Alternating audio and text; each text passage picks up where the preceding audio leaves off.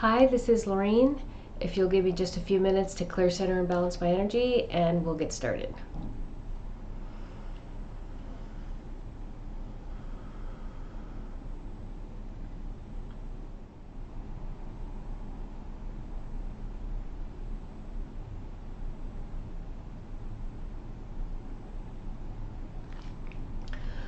Okay, so I think the first thing I wanted to say was before I get started is while I was clearing my energy,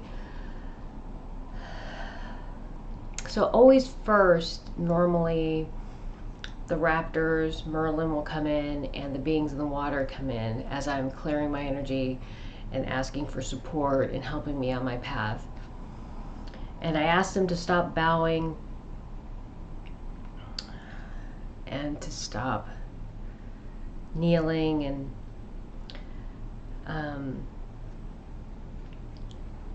because it makes me uncomfortable. And then they all just, what they all did was they all laid down forward on their faces and they connected to one another. All the beings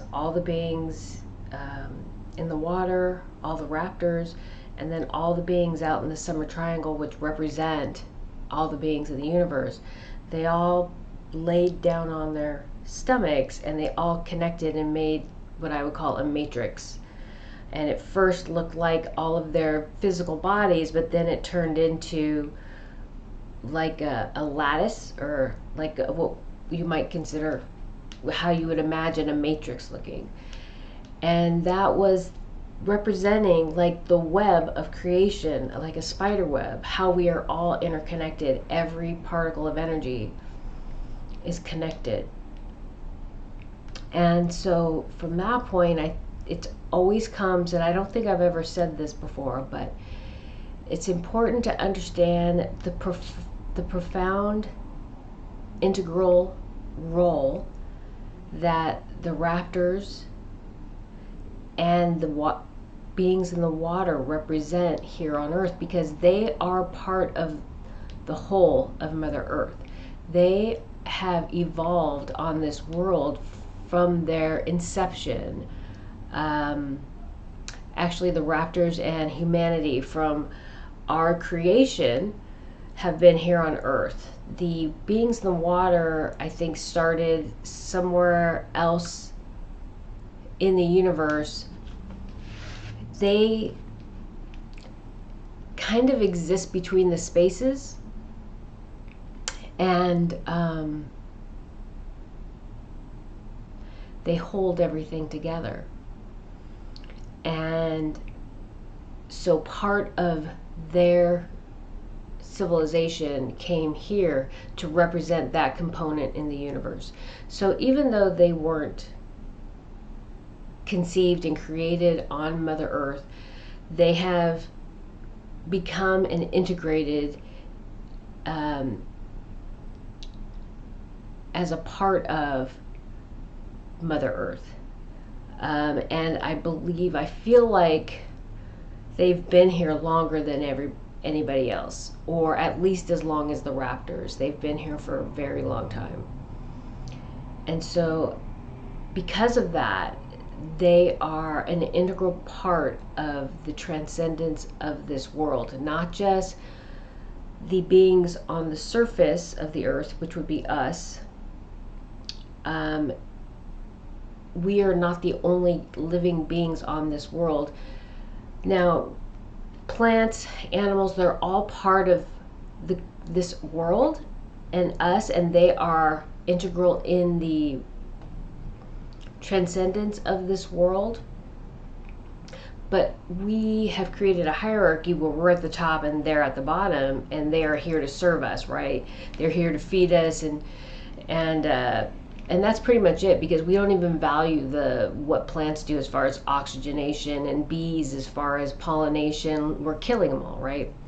But still, nevertheless, they're an integral part, an important part of Mother Earth and the care of Mother Earth. But consciously, I don't think our actions show that. That being said, let me get back to the most powerful forces I believe I feel in the transcendence of Earth is not only the collective consciousness of humanity and that light and dark pull that's happening here on the surface, but also the raptors and these beings in the water are integral parts of the transition of Mother Earth, the transcendence of Mother Earth. So we need to acknowledge that and understand that we are being supported because they are looking to move Mother Earth into balance just as we are. Okay, just as the paladins of love and light, those of us who are working towards balance, not towards control and oppression. And if you think about that and you accept that and you can process that and accept that, then you understand that what's going on here is just an expelling of the negative energy that already exists, right? It feels maybe at times that the darkness is overtaking the light, but that's not the case. This right now, we're just in an expelling of this negative energy on this world. And so we have help. We have help from other beings on this world. And there are other beings in the universe that are projecting love and light, higher level, higher dimensional beings from other places, but there are no beings physically being allowed to physically come into this world and create change at this time. It's all about our energy, our flow, that is creating the change and transcending Mother Earth. So a few things came in this week. I've had some psychic attacks come in this week, but they really weren't psychic attacks because I knew what was going on. So they tried to shift my consciousness to this place of fear and insecurity. And as soon as it started happening, I knew it was happening. And so I was able to stop it. But, and so what I know is that as I move forward on my path and my purpose in this world, that not only am I heavily fortified and protected, so are my loved ones, my children and the people I care about. I have a friend I always talk about that I'm supposed to be reunited with. That person is heavily fortified and protected, because if I have any fear about anything, that moves me out of balance. So as I know I drive forward in this world, in this life, towards my purpose, and I do it with confidence from a place of love and from a place of being centered, I know I create abundance in my life. I know I create goodness in my life. And as I do that, that is projected onto the people I care about. So as I manifest abundance into my life, I manifest this protection into my life. So it's not that I'm special and that someone's going to protect me because, you know, I'm special in some way. That's not it. It's about how I carry myself and how I engage the world, and in how I hold myself accountable for my mistakes or things I've misjudged and maybe made the wrong decisions on in the past, that karmic stuff. How I've held myself accountable and addressed those things and then created balance in those areas, because like I said, I'm not perfect. Those moments, those experiences, those things that I've done help create positive abundance, help manifest positive energy into my life. And so I would just say that there have been threats against the people I care about or a person I care about, and ways that they kind of create these images of tragic events happening. And I'm like, because I know I manifest from my consciousness, so I can't even entertain these negative things because I can literally manifest them into my life. As soon as they come into my head, I know that's not a reality I want to create, and that's not a reality I'm trying to create. So I know something is coming in and trying to affect my consciousness. So I just kind of come right here, just center myself, take a few breaths. And it's not always physically, I'm not always physically sitting somewhere on the bus doing this. I just sit, take a few breaths, ask if I feel uncertain about anything, I always ask for help in maintaining clear, centered, and balanced energy, because you can never have enough help. You can never have enough love and support in your life. So I'll ask my angels and guides for love and support. And then I take it for a few breaths, and then I just kind of go on. So from here, I just want to talk about an epiphany I had. And so as I was reading a book on Vedic palmistry. And as I was reading it, and I've picked this book up and put it down several times. I'm not someone who reads one book in one sitting, right? It takes me time. I'll pick it up and put it down when I feel inspired. Because when I'm inspired to do something, then I really hold the information really well. I pick up the books when I'm inspired, when I feel like something's coming, or I need something, or I have the signpost. I get signs all the time. Okay, it's time to pick up the book and start reading again. Or it's time to go here and go look for some more books. Or it's time to watch TV and see what comes on that we want you to see. Whenever that inspiration or that sign or synchronicity happens, I listen. So I had something happen that said, pick up the Vedic palmistry book. So I started reading it again. And I only read through a few pages. And all of a sudden I had this epiphany. And it was, now I know why there's still a caste system in India. And so I'm just going to read what I wrote, and then I'll just see what comes as so this is what came as I had that epiphany. I wrote it down, and then as I read this to you, I'll see what comes in as I'm reading. So I said to myself, now I know why there's still a caste system in India. There are certain universal laws in place. This negative polarity needs to reveal its true intention somewhere. They have become quite adept at hiding and revealing this information right in front of our faces. India is a perfect example. The Vedic text and the information provided is profound, revolutionary, transcendent. If the language on this world was Vedic Sanskrit, we would have transcended long ago. If Vedic Sanskrit was the English of today, we would have transcended long ago. And if we had access to the texts. That's what came to me very strong. I've said in the past, the most accurate historic account of our past is carried in oral history and oral tradition. The Vedas were carried in oral tradition until about 2200 to 3200 years ago. There is a caste system in India to control the flow of information. The British rule, i.e. East Indian Company's ownership of India, fortified that caste system and gave India its position in the world. Just like at the Vatican, only certain individuals have access to the catacombs, the ancient relics associated with spirituality/religion. Only certain individuals have access to the Vedas. The caste system keeps the poor, untouchables, uneducated, and on the bottom.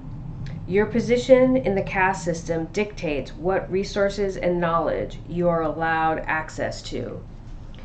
In the U.S., socio-economic structure and the judicial system create the same effect as the Indian caste system.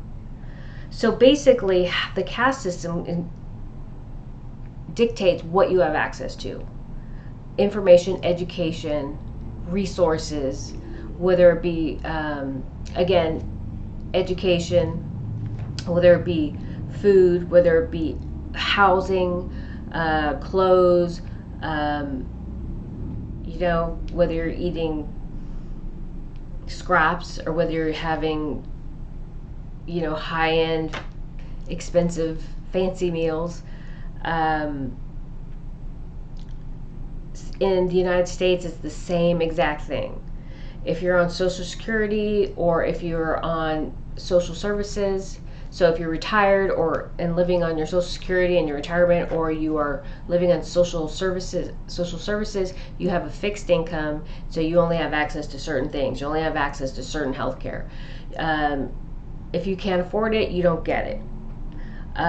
If your poor kids go to public schools, rich kids go to private schools.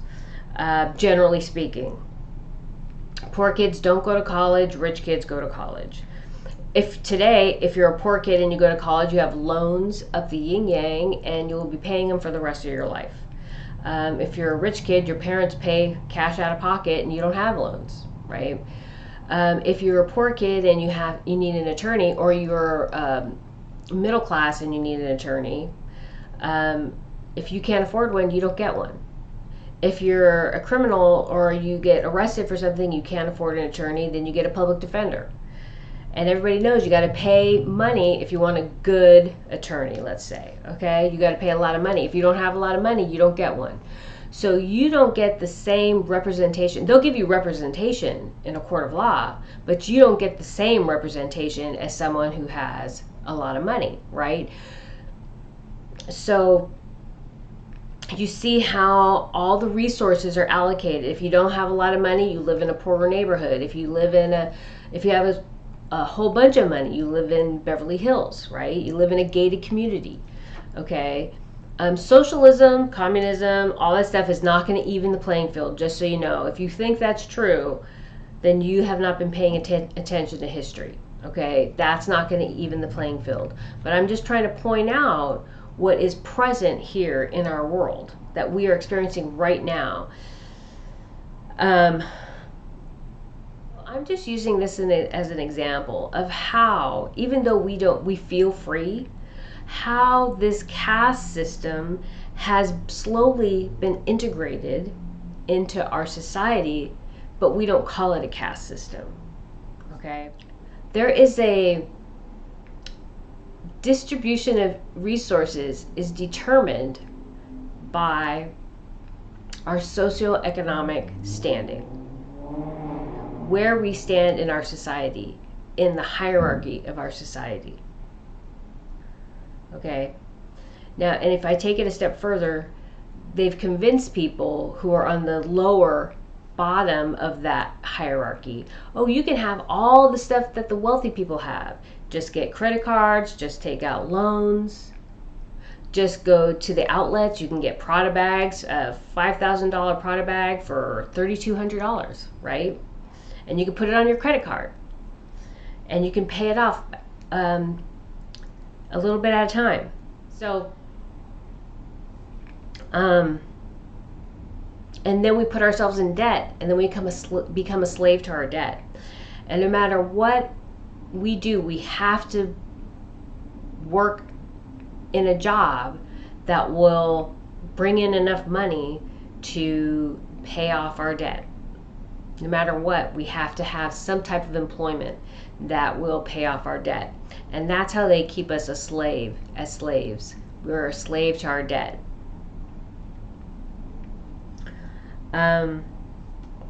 So next, so it said in the U.S., I said in the U.S. the socioeconomic structure and judicial system create the same effect as the Indian caste system. This will be no more. I have committed to this transition, and I will not stop or leave this world until it is complete, until I have fulfilled my sole purpose. And so this came a few weeks ago, but I didn't put it in the video because it never comes into my mind. So if it doesn't come in, that means it's not supposed to be presented at that time. But today, as I was walking around and I'm getting ready to do the video, it came in. And that was that there are some people in this world who will have longer than natural lives, longer than the lifespan of the average human today. And because it is necessary to create stability on this world as we go through and after this transition. And so there are certain people who will have unnaturally long lives so that they can create and maintain the stability on this world. And I think in my last two videos I talked about my dad. My dad's 95. My dad's family lives to be about 100 years old, so I know I'm going to live to be at least 100, which is, I think, beyond what the average lifespan is now. But I also keep getting messages that I will live longer than that. And I'm just, all I say is, just as long as I can walk and keep moving and, you know, take care of myself, I'm okay with that. I'm like, but I don't want to be on a cane or in a wheelchair, please. I'm like, I just need to be like my dad was, just taking care of myself and moving on my own. And that has to be part of the deal, please. So, I think that was important because we're going to see a lot of things changing. I think humans that transcend are all going to be living longer lives because as we expel this negative energy, Mother Earth, her vibration is rising, and so that's creating healing energy. And people right now, one of the points that's so important to make is people are looking outside themselves for healing. They're looking to man for healing. They're looking for a shot. They're looking for the vaccine, right, to heal. Not ever considering. They haven't considered or acknowledged what's happening on this world. There is a massive transition happening on this world. I actually just posted, the Weather Channel said, we're having all these things happen on Earth, the volcanoes and all this. It's happening. Mother Earth's energy is shifting because of fossil fuels. I just thought that was hysterical.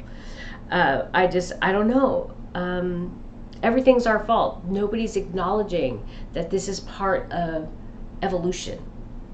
This is part of change, okay? So as Mother Earth transcends, because we are moving through space, we're moving through a place in space that is helping clear this world, helping Mother Earth transcend. And that is why it's kind of, we're in this turbulent spot. And I did a video on it the other day, and I saw I think like 2 months ago, where I had visions of Mother Earth moving through a black hole. And I was saying there's going to be turbulence, and the turbulence will be manifested on this world as earthquakes and as volcanoes and all erupting and all that stuff, which is what we're going through. Even the Bible in Revelation, it says that, you know, fish will die. I just watched a video with like hundreds of fish washing up on the beaches in Florida, I think it was. And I'm like, if you pay attention, you'll see the connections, the transition that's happening. And so as the transition happens and we expel this negative energy off the world, Mother Earth, all her healing ability is moving, rising to the surface. Her energy is rising. And as her energy rises and it raises our vibration. As her vibration rises, our vibration rises. And that's clearing out all the negative energy and that's in our bodies that we've ingested, the food, the medicines, all those things, the viruses that are on this world are all being expelled through this rising of vibration, because darkness cannot exist in the light. And these energies are a manifestation of darkness, and darkness cannot exist in the light. So as that light vibration rises, it expels that energy, and it's healing us. It's healing us from within. And as we manifest and as we create goodness and love and light from within us and project that out into the world, we rise, our energy rises, our vibration rises, and we rise with Mother Earth. So we're even more fortified by Mother Earth's vibration coming through us and elevating us. Because we're unified always, we're never apart. So we work together, all energy on this world that is manifesting goodness and love and light energy. All that energy, we are all connecting. We are unifying and we are transcending, and we are manifesting the future of this world in this moment. Each moment manifests itself through our love and light, goodness, compassion, kindness, unconditional love that we show ourselves, and then we project out to the world, to each other. Okay, so I think if you could just step back and look at the big picture and look at what's happening, you'll see that the healing is going to happen from within. You don't have to look outside yourself. You don't have to feel fear, because you're manifesting it from within, from who you are and how you present yourself to the world. If you present yourself with goodness, kindness, love and light, compassion from within out to the world, you manifest that into you and then out into the world. So it's kind of like this cycle, like the torsion field that it just I when I started meditating and I was shown how to meditate, they just said, you know, bring the light in and root yourself in the earth. And I'm like, there's something wrong with that. I don't want to dump my negative energy into Mother Earth. I want to release it. She's got enough stuff to deal with. I don't want to dump my baggage into her. And all of a sudden I started seeing this vision of this torsion field and I didn't know it was a torsion field at the time. It was like 2 years later. I was at a camp somewhere and this guy goes, do you know what that is? I'm like, no, because I was showing him the graphic I found online. Do you know what that is? No, it's a torsion field. I'm like, what's a torsion field? And then he explained it to me. I was like, wow. But it was something I was envisioning while I was meditating, so I just started doing it. So I bring that light energy in, down through me, clear all my negative energy out of my body. I see it. It's like a laser light just comes down through me, through my body, down through the bottom of my feet, down through Mother Earth. I would clear Mother Earth, and then I drop that negative energy down below Mother Earth into the universe. And divinity, God, the creator of all things, will take that and transmute it into something positive, right? Into positive energy. And then it cycles back around as positive energy comes in and clears the negative energy I've manifested in my life out down to the universe and out. And divinity transmutes it again and makes it positive. It's like a drop of oil in the ocean. And once it disseminates, it becomes nothingness, right? It doesn't hurt anything. So that's what I started doing. And even that, from now, I don't even do that anymore. I've completely changed how I clear my energy. But I've gone through stages and phases of how I've grown spiritually, and it's all divinely inspired. It all comes through meditation. It all comes through messages I've received as I clear my energy, and I just grow spiritually. But everybody needs to find their starting point and then allow themselves to connect to the divinity, the source of all creation, and listen to the messages that are given and allow that energy to guide them on their path. Because everybody has a different path. Everybody has a different purpose. And my son is very connected to plants. When he was about 8 years old, he didn't want to go near certain plants, and he's like, that one makes me feel icky, and that one makes me feel, oh, I like this one. And I think, I feel like he's gonna be like this. Used to call him my little shaman, my little plant shaman, because he can communicate with plants very readily. My daughter's more like me, very claircognizant, clairsentient, angels and guides, and that type of communication, purpose, path stuff. But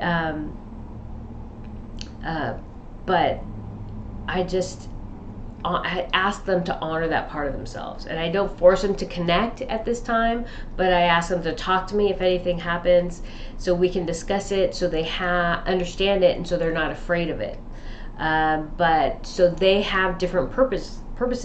Just because they're my kids doesn't mean they're going to do the same thing I'm going to do. But I encourage them to listen to the messages that come in, and don't ignore them, but they don't have to act on anything right now. It's just trying to plant seeds. And so everybody has a path, everybody has a purpose, and as you learn how to connect, and you open yourself up to connecting, and you learn how to listen to the messages, you start to find that path. Okay? So, and I was watching the movie Mary Magdalene, which I've never seen. It was on Netflix. And I'm like, I think I'll watch that. And she said this line that was like, I was in tears. I just couldn't believe it. Was like one of the most beautiful things I've heard. And she said it to a woman while she was passing. And she said, "You are seen and heard in every act of care. You answer to God with every act of love." And I just thought, and she was a mother, and she was holding her child, and she was pregnant, and she was dying. And I just thought, what a profound statement. And actually in that movie there is a lot of very profound statements and epiphanies if you listen to the words and the message, how meaningful it is. If you can not think about the cinema or the what's going on, but just listen to the words that are being said, they're very moving and powerful. And if you can embody those words and project that energy out into the world, what kind of a world would this be? How beautiful would it be if you thought that I was seen and heard in every act of care, and I answer to God with every act of love? If I live my life with that understanding, who would I be? If I didn't allow the darkness in my life, if I could release the darkness and the traumas in my life enough to be able to give that part of myself to people, which I can now. I couldn't when I was younger. There was too much fear, and I did not like being vulnerable. But and I would not allow myself to be vulnerable. Very rarely did I allow myself to be vulnerable. But if we can find a way to that, what a beautiful world this would be. And that's where we're moving to. The people who have opened themselves up to that, who are capable of that, who have done whatever work they need to do to allow that, are blessed and are transcending. And I have a friend, I talk about a friend all the time in my videos, who has been through so much. And who feels unworthy on so many levels. And that I stand in awe of, because after everything he's been through, he still finds a way to let people in. He still finds a way to be caring and kind and respectful. And he doesn't allow the traumas in his life to make him bitter, angry, and hurtful towards others. And as guarded as he can be in some ways, the fact that he is still whole and still can be a loving, caring person inspires me in ways that I can't even put in words, and it gives me hope in a way that I can't even articulate. And and he makes me feel not so alone.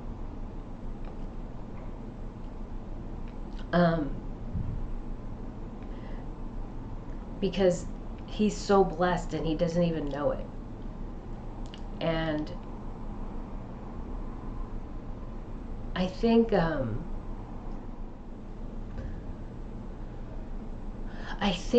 when you the knowing that I carry from connecting spiritually is very heavy, and it makes me feel very alienated and lonely. I can't really talk to people about it. What comes in, I don't talk about fully in my videos, because a lot of it, my videos would be too long. And a lot of it I don't think people are ready for yet.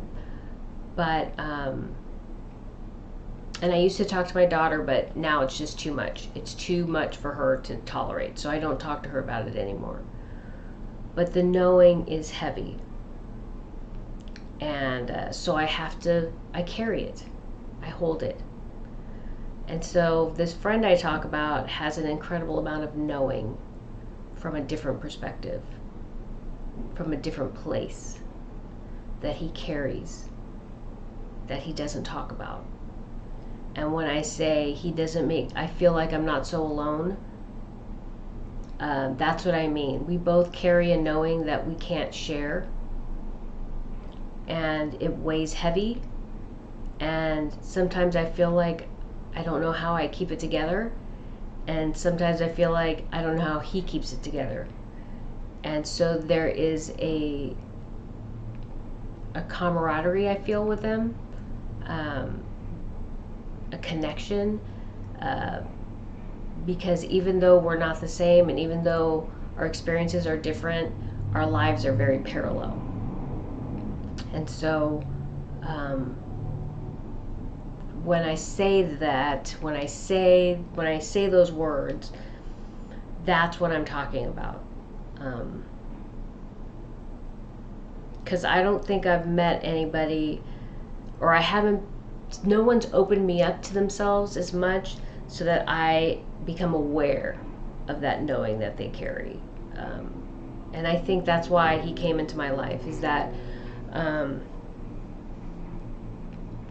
so that I could know somebody who carries a similar burden that I do.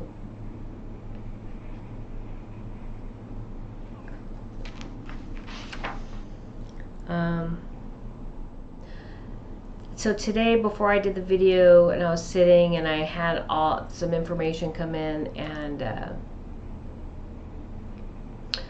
I didn't know if I should talk about it or not, so I was just guided to just clear my energy again and ask yourself, what do you see? And then convey the messages that come in that way. So that's what I'm going to do. So give me just a second.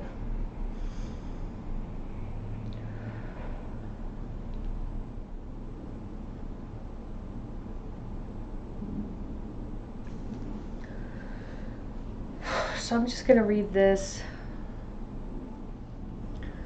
So it says, what do you see? And then I was reading a bunch of stuff about Israel, what's going on in Israel right now, and I started to think about, because I went to Auschwitz in 2017, I went to Poland, I went to Croatia, went to the island of Milna in Croatia. I went to, Brash, and I stayed in Milna. I went to Old Jerusalem, and I went to Krakow and Auschwitz, and then Warsaw. And so Hitler attempted to cleanse the world of those he felt were less than, right? And it wasn't just Jews, it was the socialists, it was gays, it was anybody he felt was not chosen, right? Or his organization, let's just put it that way. He was just the figurehead. There was something and someone behind, or an energy, an organization behind him. He was just the face of that organization. But what happens when your own government begins to persecute you? And that's what's happening right now in Israel. People who aren't vaccinated they're segregated, and they're not allowed to go certain places. So what happens when it's not an outside entity, but now it's within your own government, within your own country, within your own cities, where you're being persecuted, where you're being segregated, punished?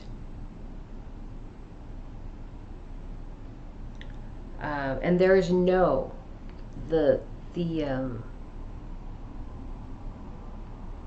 what is being presented is not truth. Let's just put it that way. What is being presented with regards to this illness is not truth. It's manipulation.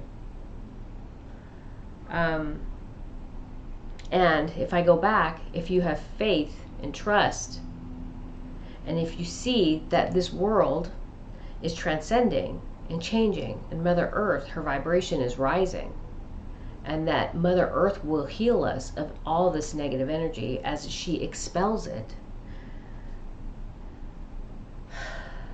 there is no reason for anything else other than faith and trust in this process of transcendence, of the creator of all things, of God and of Mother Earth, of each other, of the love we put out will give us what we need to take care of us, mind, body, and spirit.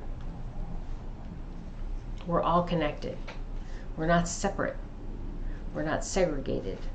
We are being segregated, but that is not our true natural state.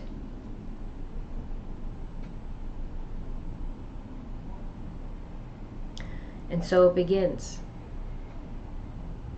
This is the culling.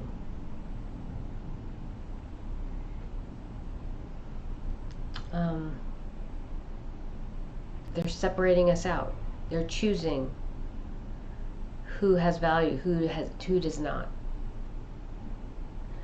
And if you read Revelation, you can figure out what comes next.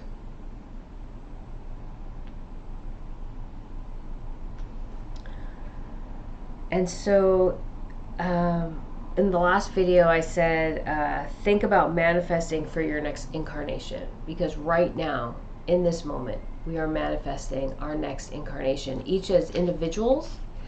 Even though we are unified always, never apart, our actions as individuals will determine our next incarnation.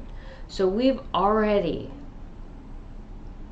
decided, it's already been decided, we've already chosen whether we are going to incarnate here on Earth or in the Cepheus constellation. We've already made that determination. But how and where we manifest, meaning our place, our station, we are manifesting that right now. So where I will be in my next incarnation on Earth is being worked out right now. Where somebody else who has chosen to stay and worship this negative energy and manifest from the negative will be determining how and where they manifest, what life they manifest in their next incarnation. Because chances are they're going to be still at this level of evolution, which means they'll probably still be living in a world with some type of hierarchy. We're moving out of that ideology of hierarchy. They will still stay in that place because they have not released these ideas of material gain, material plane, material acquisitions, status. And so I know that's hard for people to hear. So these are things I really don't like to say, but if we can accept that this is all a learning process and there is a purpose to everything, then it helps us understand, so we can engage through awareness and start to create change in our lives. So part of this process right here is creating awareness, so you can think about what you're doing, why you're doing it, how you're doing it, so you can create the change that you want to have, so that you can create more growth, more spiritual growth. That being said, so now it just brought me back to where I started. I wasn't sure if this would come up, but it's come up. So there's other beings in the earth. There's other beings outside who have come in and influenced us right here on earth. They're not more spiritually involved. They're spiritual children. Okay, I think that's something that needs to be understood. Spiritually, they're like children. They have technology. Just like us here on earth, people living on earth, we don't know all the high-end technology they have. They're out in space. They're out past they're leaving our galaxy. They're leaving our solar system.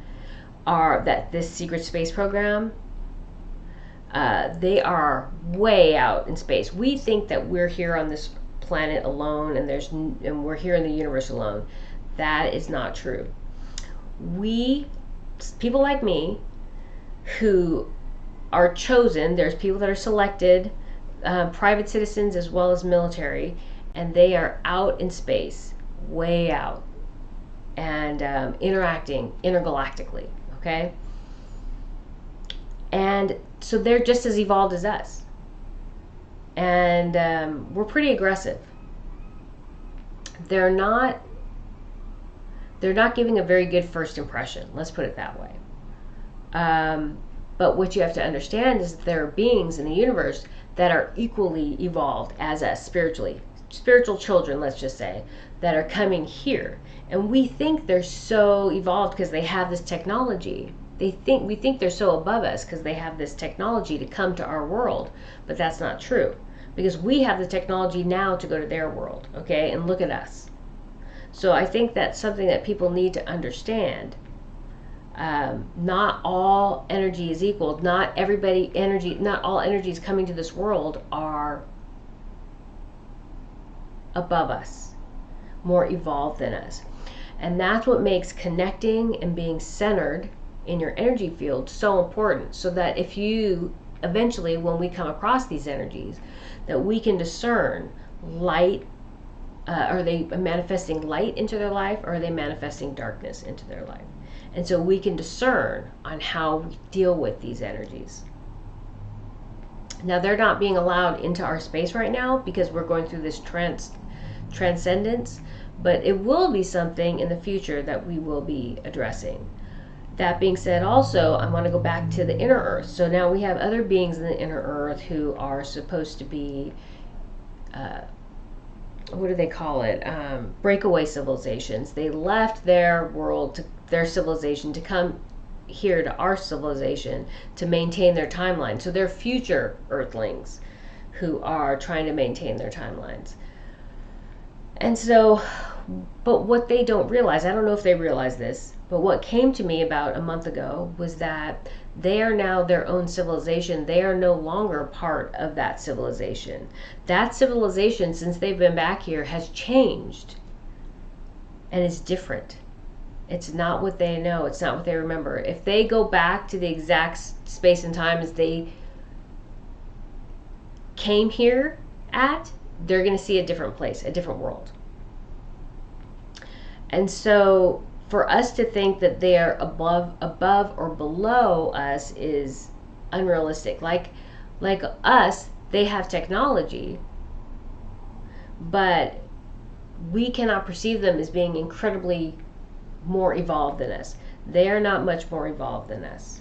They may have more connected more psychically and energetically, but that's only because they've been allowed access to that part of themselves. We've been separated and oppressed, so we have not been able to, and we have not been taught or made aware of our interconnectedness and our own spiritual abilities, our own access to claircognizance, clairsentience, all those parts of ourselves that communicate and honor the energy of the universe.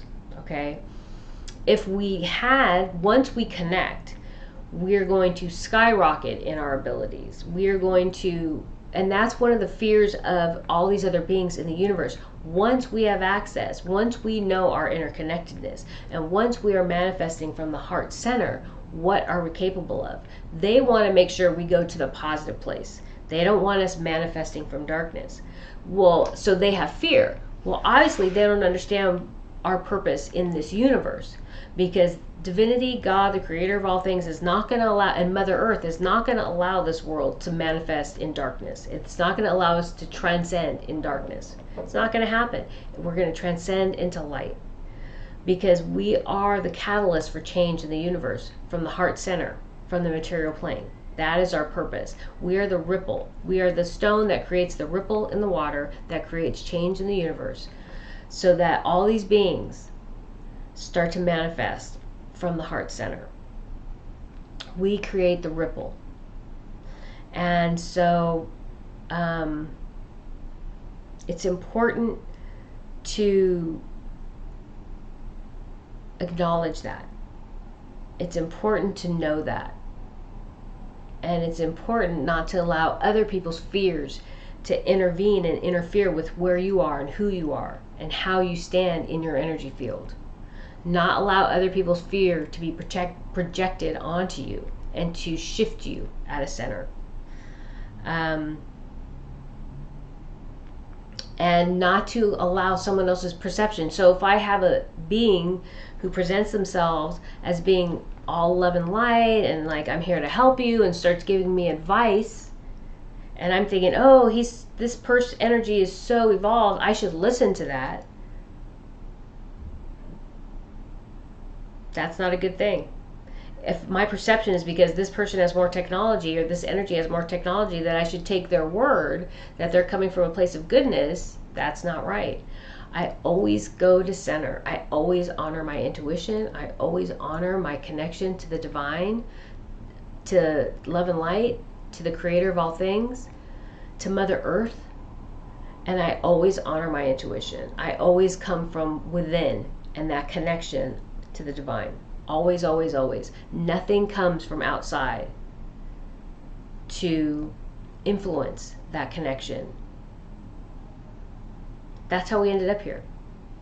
That's how we ended up in this place. Other people coveting technology, coveting knowledge, information, trusting that they will get what they want, but at what cost, right? They were willing to sacrifice so much of us to get that technology, to get that knowledge.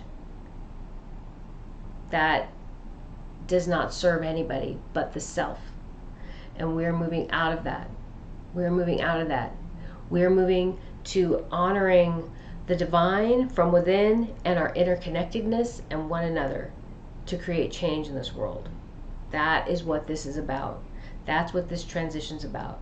And so therefore it's very important for all of us to honor the divine within, trust and honor our intuition, trust and honor the messages, and that comes from maintaining clear-centered and balanced energy. You have to maintain clear-centered and balanced energy to make sure none of that negative is coming in and influencing your centeredness, but also influencing the messages that are coming in. You need to be able to know and trust that those messages that are coming in are clear and they're coming from the most positive, divine place of balance. Okay? No negative intention, and that only comes from a place of centeredness. And then once you can do that, you can interpret your own path. You can interpret your role in this transcendence, in your interconnectedness to one another. And that's what I do all the time. every time I feel I'm moving out of balance, I move myself back into balance.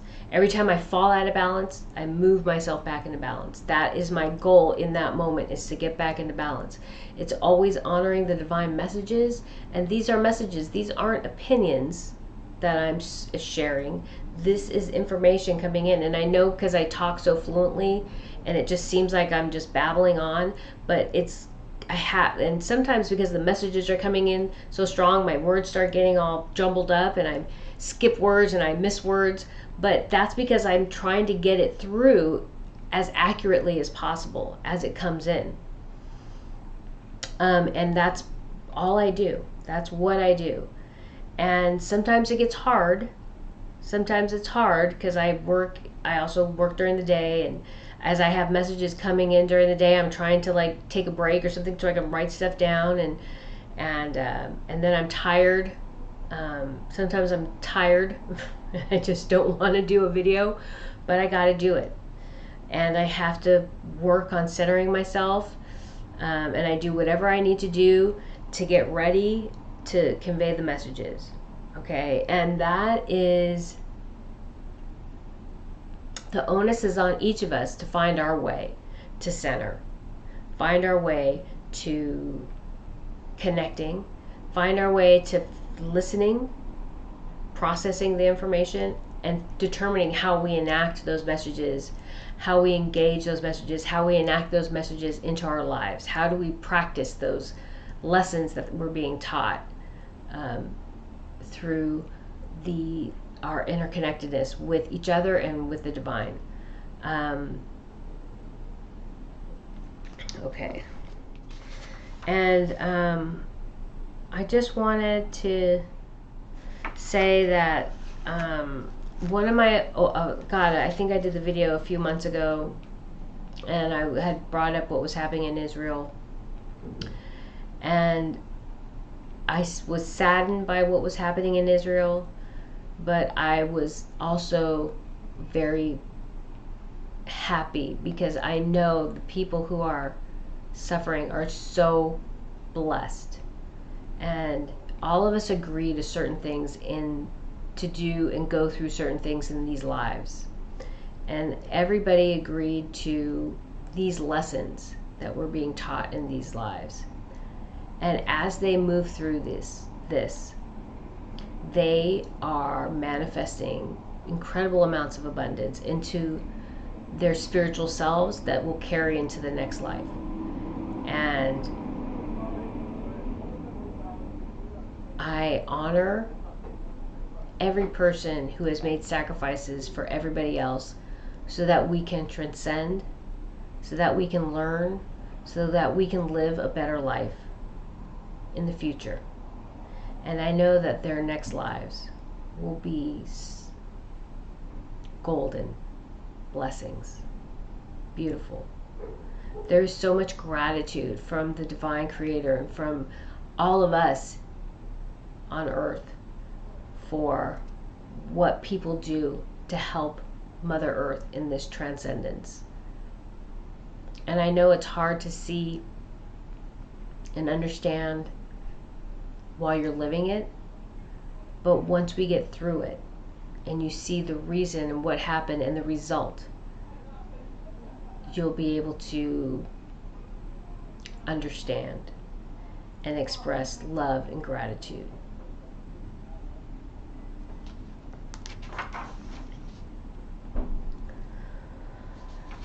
Okay, so I'm just going to take another second and see if anything else comes.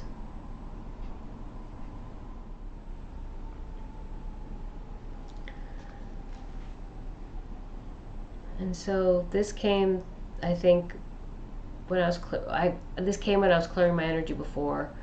The hand of God just manifests the hand over my head like this, and then he came down and kissed my forehead like my grandfather. And then all the beings, again, they were kneeling and then they laid flat and then they created that matrix.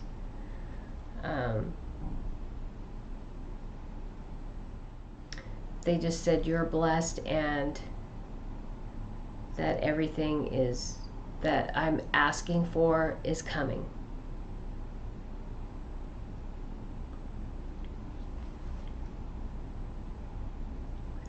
So I think that's it. Thank you.